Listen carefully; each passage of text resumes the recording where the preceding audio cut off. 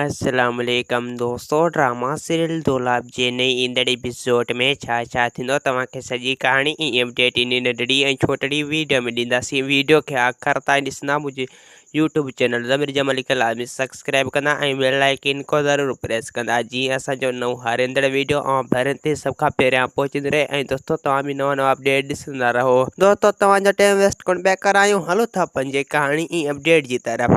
दोस्तों हाणे तव्हां ॾिसंदो त रेत शाहनवाज़ जेको आहे पंहिंजे माण्हुनि खां पुछा कंदो, उन्हनि खे चवंदो त इहे माण्हू केरु हुया जंहिं तव्हांजे मथां हमिलो कयो हो। ऐं हाशिम चवंदो त रेस असां उन्हनि खे न सुञाता, बहरहाल असांजो शक इहो आहे त हू जेके आहिनि रेज़न वारा हुया।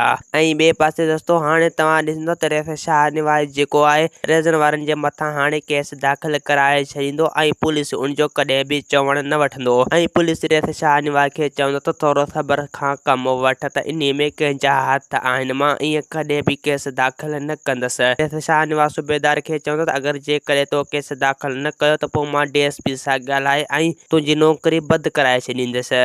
ऐं ॿिए पासे दोस्तों हाणे तव्हां ॾिसंदो त मुराद जेको आहे हाणे घणो परेशान हूंदो। हू हाणे आख़िरकार फ़ैसिले लाइ राज़ी थी वेंदो ऐं इस मंसूर खे बि चई छॾींदो हाणे तोखे जेतिरो वणे तूं फ़ैसिलो करे सघीं थो। छोजो मुराद इहो पियो चाहे त अगरि जेकॾहिं असां इहे रेज़न वारा हिकु थी वियासीं त पोइ रेस शाहनवाज़ खे मारण में सवलाई थींदी।